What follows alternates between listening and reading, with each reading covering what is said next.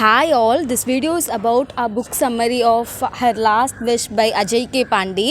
இந்த புக் வந்து நான் ரீசெண்டாக ரீட் பண்ணி முடித்தேன். ஸோ இந்த புக்கோட ஒரு ஷார்ட் சம்மரியை நான் உங்ககிட்ட ஷேர் பண்ணிக்க போகிறேன். இதுக்கு முன்னாடி இதே சேம் ஆத்தர் எழுதின you are the best wife அப்படிங்கிற அந்த ஒரு புக்கை நான் ரீட் பண்ணியிருந்தேன். இப்போ இவரோட அடுத்த செகண்ட் புக் நான் வந்து ரீட் பண்ணி முடித்தேன். இந்த புக்கோட மெயின் கேரக்டர் யார் அப்படின்னு பார்த்தீங்கன்னா, ஹீரோ ஆஃப் த ஸ்டோரி வந்து விஜய் அப்படின்னு சொல்லி ஒரு பர்சன், அண்ட் ஹீரோயின் வந்து ஆஸ்தா அப்படின்னு சொல்லி ஒரு பர்சன் இருக்காங்க. இவங்க ரெண்டு பேருமே மேரிட் கப்பிள். இவங்க ரெண்டு பேரோட லைஃப்பில் ஆஃப்டர் மேரேஜ் என்ன மாதிரியான விஷயங்கள் நடக்குது, ஒரு லைஃப்பில் வந்து இந்த மாதிரி ஒரு விஷயம் நடக்கும்போது ஒரு பர்சன் எப்படி ரியாக்ட் பண்ணுறாங்க, அவங்களுக்கு எந்த அளவுக்கு அவங்களோட ஒரு பார்ட்னரும் சரி இல்லை அவங்களோட ஒரு ஃபேமிலி மெம்பர்ஸும் சரி எந்த அளவுக்கு சப்போர்ட்டிவாக இருக்காங்க அப்படிங்கிறது தான் இந்த புக்கோட ஒரு ஹோல் கான்செப்டாக இருக்கும். இந்த ஸ்டோரியில் விஜயோட வைஃப் ஆஸ்தாக்கு வந்துட்டு ஹெச்ஐவி பாசிட்டிவ் அப்படின்னு சொல்லி அவங்களோட ஒரு ரிசல்ட்ஸ் வந்துடும். அவங்க ஒரு பிளட் டொனேட் பண்ணியிருப்பாங்க. அந்த பிளட்டை டெஸ்ட் பண்ணி பார்க்கும்போது அவங்களுக்கு ஹெச்ஐவி இருக்கிறது வந்து தெரிய வரும். ஃபஸ்ட்டு அவங்க ஹஸ்பண்ட்க்கு அது தெரிய வந்ததுக்கப்புறமா அவங்க எப்படி ரியாக்ட் பண்ணுறாங்க, அதுக்கப்புறம் அவங்க என்ன பண்ணுறாங்க, அவங்க சர்வை பண்ணுறாங்களா இல்லையா அப்படிங்கிறது தான் வந்து இந்த புக்கோட பேலன்ஸ் இருக்கிற ஒரு ஸ்டோரியாக இருக்கும். அவங்களோட ஒரு 7 விஷஸ் வந்து இருக்கும். அவங்க ஆஸ்தா வந்து பார்த்திங்க அப்படின்னா சின்ன வயசுலேருந்தே ரொம்ப ஸ்ட்ரகிள் பண்ணி வளர்ந்த ஒரு பொண்ணாக இருப்பாங்க. பட் அவங்க பார்க்குறதுக்கு ரொம்ப பியூட்டிஃபுல்லாக இருப்பாங்க.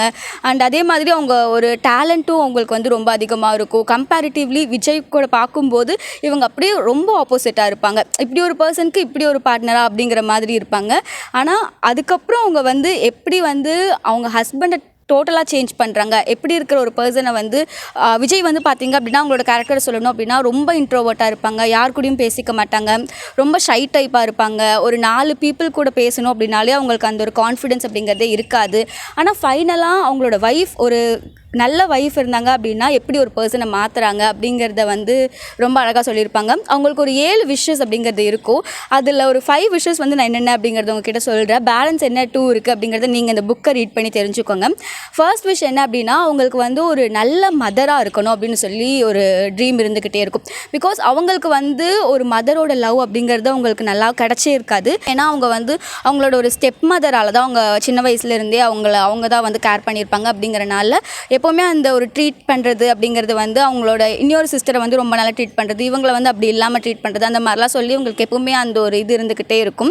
அதை தாண்டி அவங்க ஓனாக ஸ்ட்ரகிள் பண்ணி நிறையா விஷயங்கள் தாண்டி வந்திருப்பாங்க, அவங்க ஃபேமிலி எல்லாம் தாண்டி வந்திருப்பாங்க. அதனால நான் ஒரு நல்ல மதராக இருக்கணும் அப்படின்னு சொல்லி அவளுக்கு எப்போவுமே அந்த ஒரு விஷ் வந்து ஆஸ்தாக்கு இருந்துக்கிட்டே இருக்கும். ரெண்டாவது விஷயம் என்ன அப்படின்னு பார்த்தீங்கன்னா, அவளுக்கு மேரேஜ் முன்னாடி ஒரு ரிலேஷன்ஷிப்பில் இருந்திருப்பான்.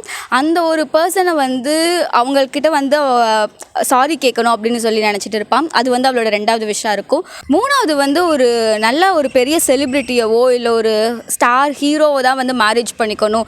அவள் வந்து ஒரு ஷாருக் கானோட ஃபேனாக இருப்பாள்.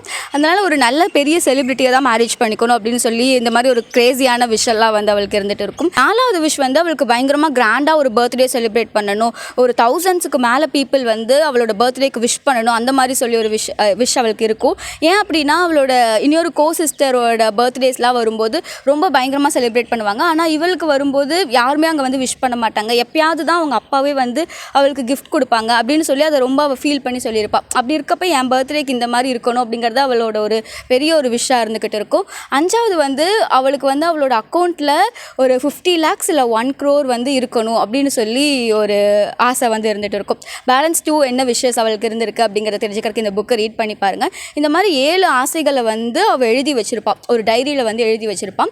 இதை விஜய் கண்டுபிடிச்சி இதை எப்படி வந்து அவன் கண்டிப்பாக அவளுக்காக வந்து இதை பண்ணுறானா இல்லையா, அதுக்காக எவ்வளோ ஸ்ட்ரகிள்ஸ் பண்ணுறா, கடைசியில் இந்த 7 விஷயமே ஃபுல்ஃபில் ஆயிடுது. அதை எப்படிலாம் தாண்டி பண்ணுறா அப்படிங்கிறது எல்லாமே வந்து ஃபுல்லாக மென்ஷன் பண்ணியிருப்பாங்க.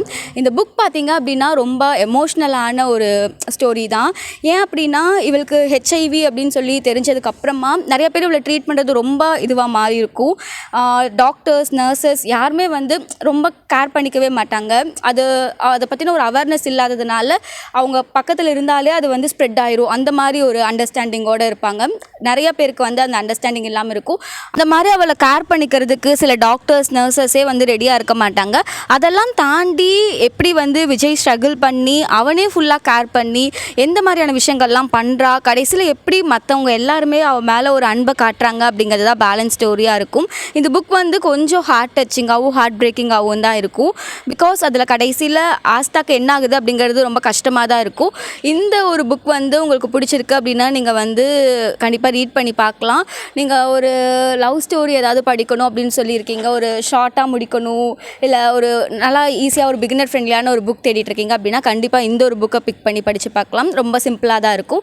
ஸோ இந்த வீடியோ உங்களுக்கு பிடிச்சிருந்தா அப்படின்னா லைக் பண்ணுங்கள். அண்ட் வேறு எந்த மாதிரியான புக் சம்மரிஸ் வந்து உங்களுக்கு போடுறது வந்து உங்களுக்கு ஏதாவது ஒரு சஜஷன்ஸ் இருக்குது அப்படின்னா அதையும் கீழே கமெண்ட்டில் மென்ஷன் பண்ணுங்கள். அண்ட் இது வரைக்கும் நீங்கள் நம்ம சேனலுக்கு சப்ஸ்கிரைப் பண்ணல அப்படின்னா மறக்காமல் சப்ஸ்கிரைப் பண்ணிக்கோங்க. இதே மாதிரி வேறு ஒரு வீடியோவில் பார்க்கலாம்.